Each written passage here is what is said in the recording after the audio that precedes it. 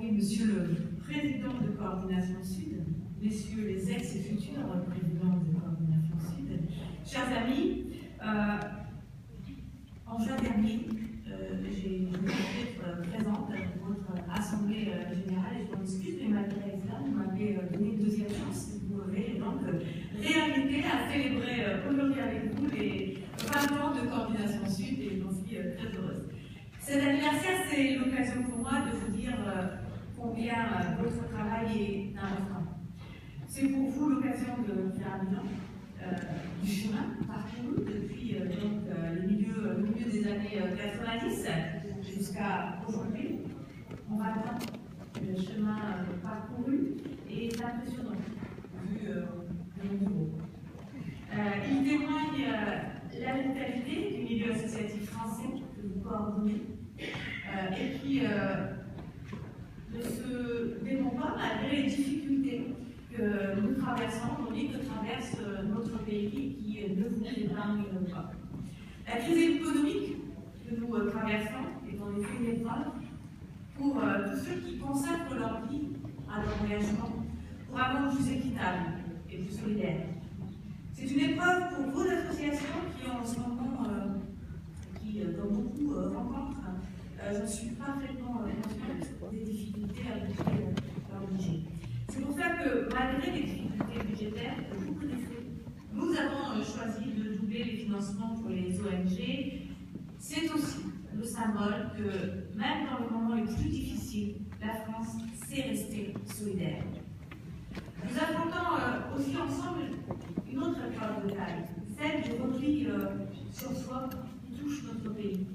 Les difficultés du quotidien conduisent beaucoup de Français, malheureusement, à perdre de vue l'impératif de solidarité internationale. C'est un défi immense pour vous comme pour moi. J'ai pu le mesurer lors du Tour de France de la solidarité internationale que j'ai fait en novembre, aux côtés des associations françaises, mais aussi des collectivités territoriales. Cette semaine de la solidarité, j'ai parcouru une partie de la France.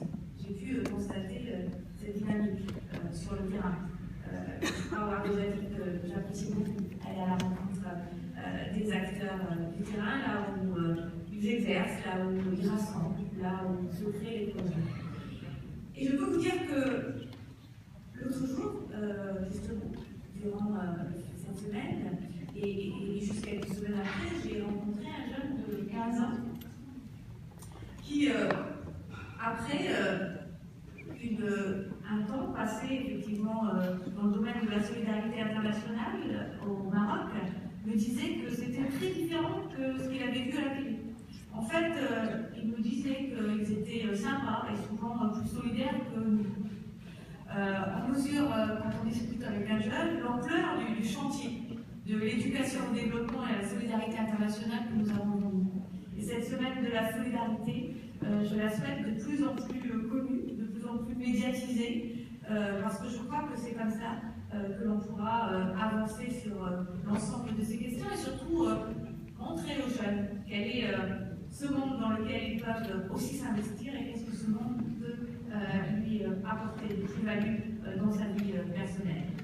Mais on voit aussi toute la valeur du travail accompli par des milliers d'associations et de bénévoles partout en France. Et je crois qu'on montre souvent tous les effets négatifs du repli sur soi, mais c'est très bien aussi qu'on puisse voir souvent ce travail-là, ce travail qui est inestimable, ce travail qui est irremplaçable. Je voulais à nouveau le dire ce soir. Je voulais vous remercier, les remercier tous une nouvelle fois du travail et de l'engagement quotidien qui est le vôtre, qui est le leur, partout dans les territoires. 20 ans, à 20 ans, on se projette aussi dans l'avenir. Nous travaillons aujourd'hui ensemble sur le nouveau cadre international pour le développement et la solidarité avec les objectifs de développement durable qui seront adoptés en septembre prochain. Ce nouveau cadre, il a plus que besoin de coordination. D'abord parce que le monde a changé depuis les années 80. La pauvreté a reculé dans de nombreux pays, mais les inégalités se sont malheureusement creusées. Les régions émergentes sont en train de devenir de nouveaux acteurs de l'aide au développement.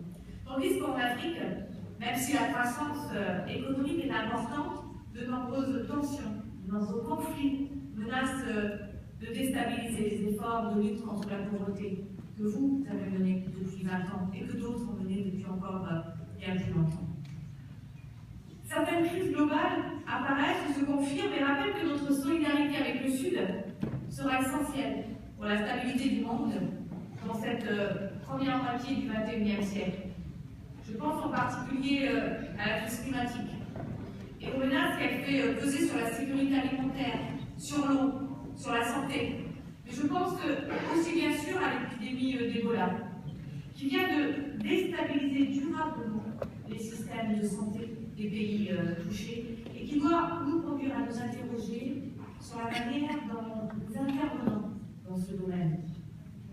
Vous savez, cette crise Ebola a touché certes le système de santé, mais a déstabilisé